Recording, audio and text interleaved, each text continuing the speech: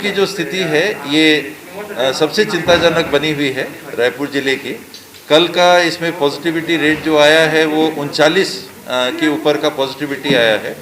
1403 लोग संक्रमित हुए हैं और मृत लोगों की भी संख्या बढ़ रही है।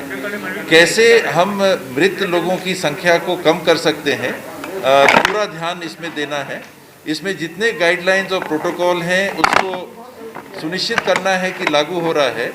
पेशेंट पॉजिटिव आए उस दिन से उनके साथ लगातार संपर्क अधिकृत डॉक्टरों का बने रहना चाहिए, ताकि दिन में कम से कम 2 बार कंसल्टेशन से ये बात मत आए कि 4 दिन बाद 5 दिन बाद पता चल रहा है कि उनकी स्थिति गंभीर हो गई। अगर आप रोज कंसल्टेशन में हैं तो पेशेंट से सांस लेने में अगर दिक्कत जा रही तो फ़ोन से बात करने में समझ में आ जाता है कि सांस लेने में दिक्कत जा रही है। पेशेंट बोले ना बोले आप चेक कर सकते हैं। तो इन बातों पे ध्यान दे के दवाइयाँ समय पे पहुंच रही हैं कि नहीं, अस्पताल में गंभीर होने के पहले पहुंच रहे हैं कि नहीं, रायपुर में जो बिस्तरों की स्थिति है उसकी समीक्षा करके आज अगर 8,453 लोग रायपुर में पॉजिटिव हैं और इसमें 70% अगर हम माने कि होम आइसोलेशन में है, तो ये दैनिक बढ़ती हुई संख्या अगर 1400 डेली रायपुर में आते हैं तो हफ्ते में ये करीब 10,000 हो गए।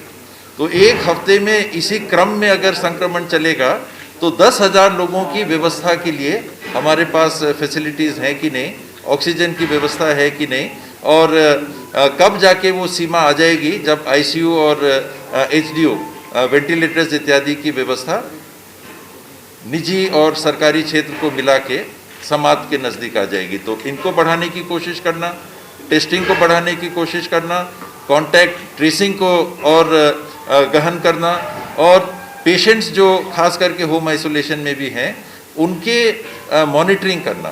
तो ये व्यवस्थाएं हैं, शहरों में हैं, इसमें जिला प्रशासन निर्णय करेगा।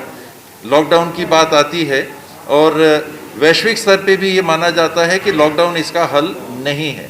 जब तक कोई आपात स्थिति ऐसी ना बने तो उस निर्णय के लिए भी आप कोई ऑब्जेक्टिव क्राइटेरिया लेके निर्णय लीजिए। टीएस बाबा ने कहा लॉकडाउन कर दीजिए तो लॉकडाउन कर दिया। लॉकडाउन क्यों कर रहे हैं, क्या स्थिति है, क्या कारण है कि आप लॉकडाउन कर रहे हैं, इसके पारदर्शी पैमाने होने चाहिए और उन पैमानों के आधार पे जब ऐसी स्थिति आएगी तब आप लॉकडाउन के लिए बात करें।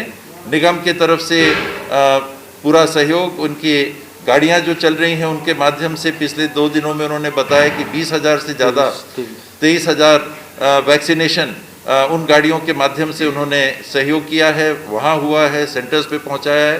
तो मिलके जो काम हो रहा है, कल भी आपने आंकड़े देखे होंगे, बहुत उत्साहजनक टीकाकरण के कल के आंकड़े आए जिसमें हम लोगों ने 2.5 लाख के आसपास की वैक्सीनेशन की स्थिति को पाया है।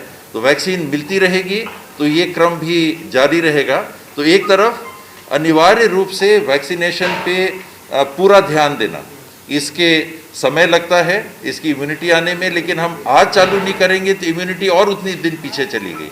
तो जल्द से जल्द वैक्सीनेशन जो टारगेट ग्रुप है उनको लगाना, ताकि उनको जब लग जाए तो नेक्स्ट ग्रुप जो छूटा हुआ है उनका भी वैक्सीनेशन जल्दी से जल्दी चालू हो सके। तो ये सारी बातों को लेके एचआर की बात आई, एचआर के लिए कैसी व्यवस्थाएं कर सकते हैं, दवाइयाँ, उनके पेमेंट, सब जगह अब दबाव फिर से बन गया है सामानों के उपलब्धता का।